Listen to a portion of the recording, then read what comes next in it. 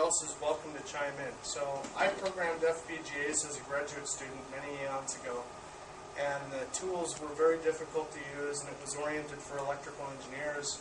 I'm a computer scientist by training, so that's not too far from my area of specialization. I took a lot of circuit design courses over the years, but I found that to be a very time-consuming task, even to make very simple circuits. And because the mentality of the people who develop all the FPGA tools is that the end users are going to be circuit engineers, not programmers. And so they have been making a lot of progress. Now, I'm talking about a time period 15 years ago. Today, things are vastly improved, and they even have very rudimentary C compilers that can take certain subdialects of C that don't have things like recursion and so on, and easily translate small sequences of C code into circuits that can run on FPGAs. For those of you who don't know what an FPGA is, it's basically a giant grid of what are called multiplexers. So these are little hardware units, and you program this grid of multiplexers with a bunch of ones and zeros, and that connects the wires from the different multiplexers together.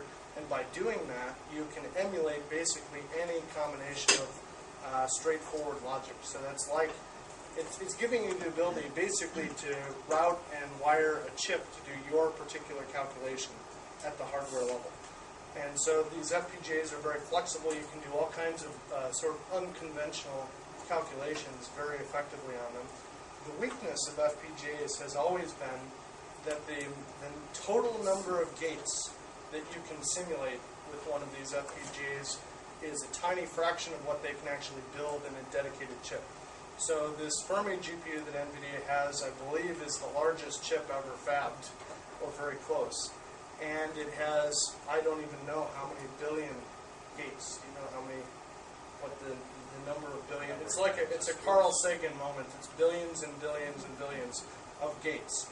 And the problem is we're talking several orders of magnitude difference between what's possible to build in a dedicated chip and what you can do with the best FPGA you can buy.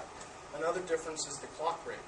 It's very easy for them to make traditional microprocessors that have clock rates in the 1 to 3 gigahertz range.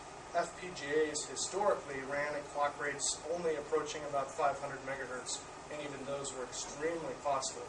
So the benefit, if you have an algorithm that cannot be efficiently expressed in normal C code, that would already be sort of a green flag to say, hey, maybe this would run really well on an FPGA, because if you're doing 13-bit arithmetic or something funny that's hard to do, or maybe it's 34-bit arithmetic or something where you're losing a lot of efficiency to do it in software, an FPGA could be very good for that.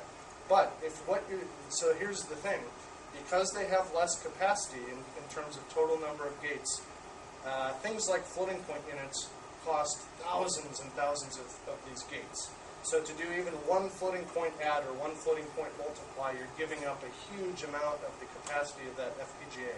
So it makes it very hard to, for most things, it makes it very difficult to squeeze them down to the point that you can actually fit a time-critical part of your calculation onto the FPGA.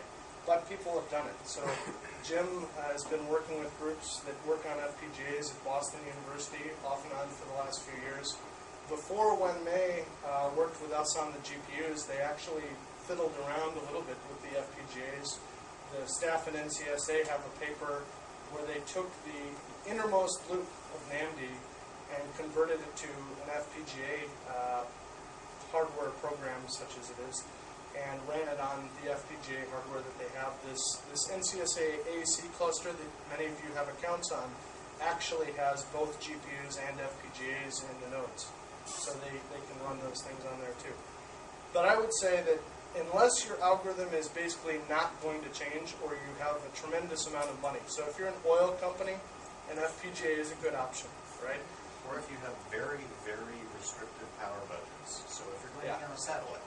Yeah, exactly. Satellite, if you're sending this to the far side of the moon, if you're working in Antarctica, the radio telescope guys are a good example. But what's been interesting to watch, the radio telescope community They set up these huge telescope farms out in the desert in the middle of Africa where there are no cell phones. That's a critical point for them, away from civilization. There's no cell phones, there's no power infrastructure. They basically have to locate these things in the middle of nowhere. And that creates a problem for them because there's no infrastructure at all. They have to run diesel generators on site to power these radio telescope arrays. And so it's either that or solar panels or whatever to get their power. So their power budget is tremendously restricted. Even those guys, they've been doing FPGAs for 20 years. They have started using GPUs because they are able to basically adapt.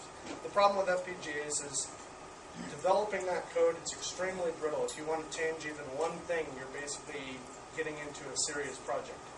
With a GPU, it's much more like writing C code. You make a few changes, you recompile it, it still runs.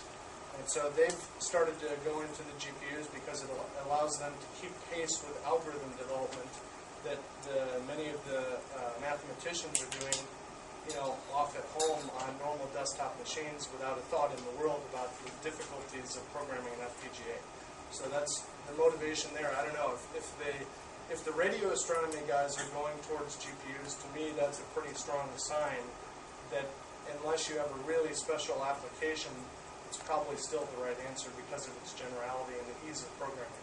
They say the life of a typical program exceeds the hardware that it was originally developed on by some large multiple. And that's certainly noted. There are software programs within the molecular modeling community that have been around since I was like 5 years old. So it's something to keep in mind.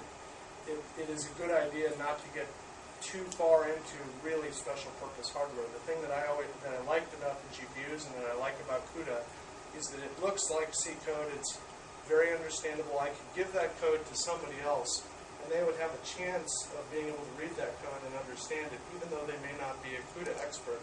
They would get the gist of what's going on, especially if there's any comments. If I gave the same person FPGA code, no way. It's a barrier. It basically becomes an information barrier. If you're not an expert in that one thing, there's no way you'll be able to work with that person.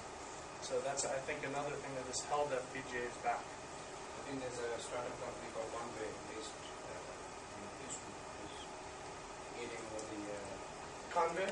Convey. Oh, yeah. So that's Steve the previous, he did Convex, yeah. Yeah. And so, but that's different because it's hardware that, it's based on hardware that's FPGAs, but the programmers aren't exposed to it. And so that, to me, is perfectly They're fine. making the programmability easy. That's the Yeah. To me, that's perfectly viable. That they might do okay with.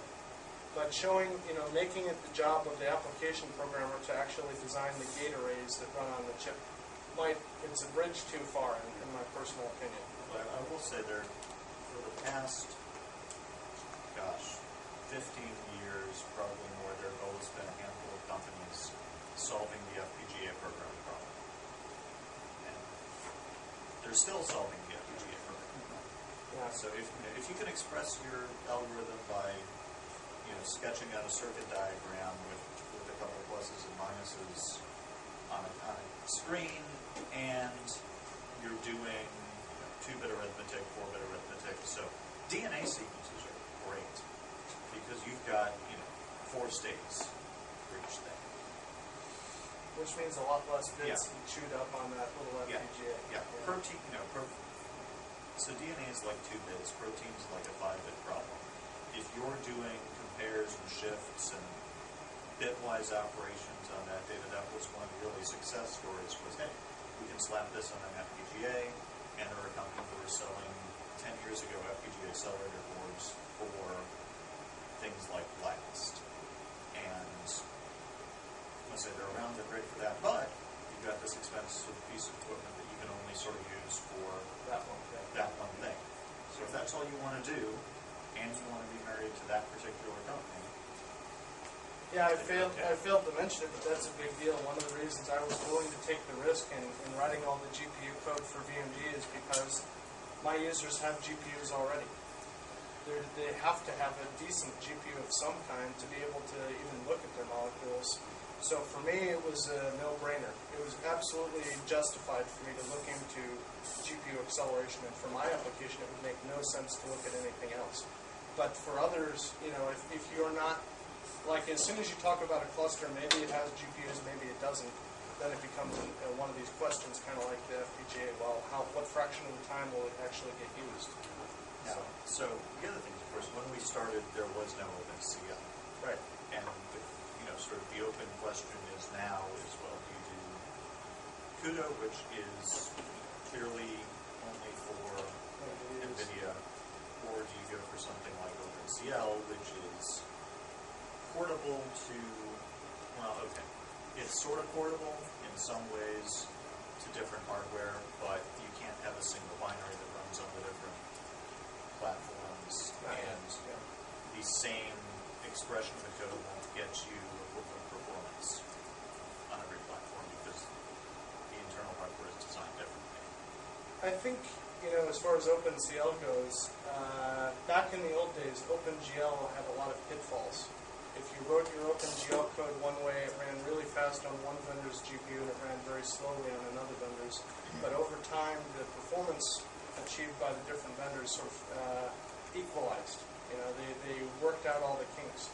And although OpenCL is 3 years behind CUDA in terms of its maturity, it could very well be that in a few years, for basic problems, there may not be a big difference between the two.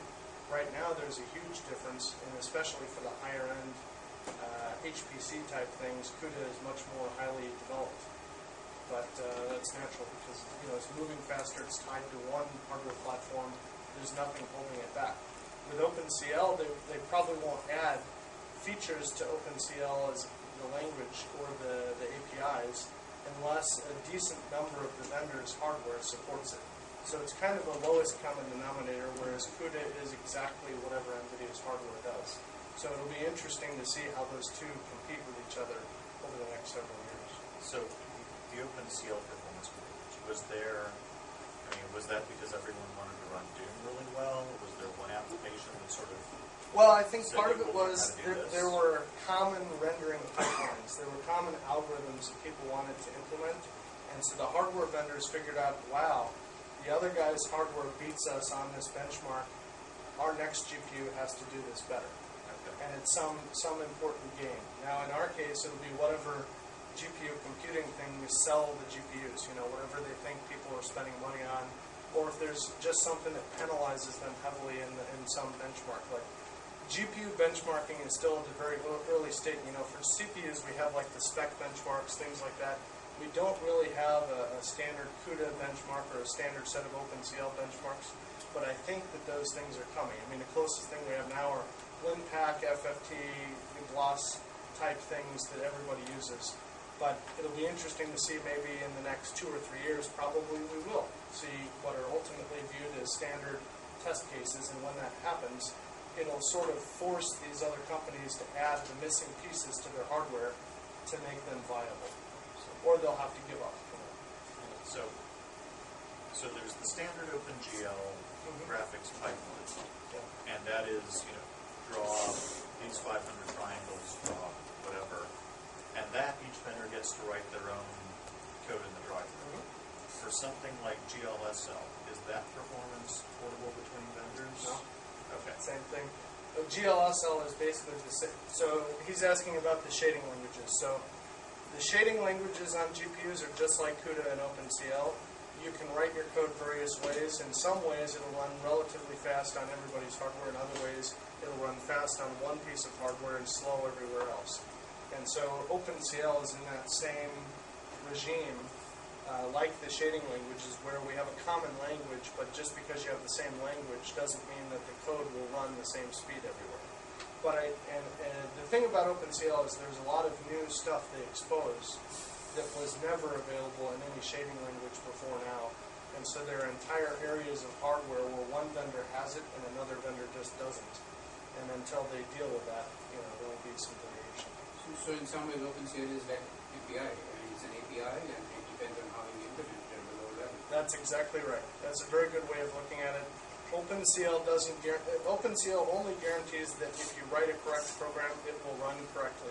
It doesn't say anything about how fast it will run or whether or not optional features are supported. Unlike MPI, OpenCL has what are called extensions, and that's something they borrowed from OpenGL. So to give you a good example, the basic OpenCL spec only supports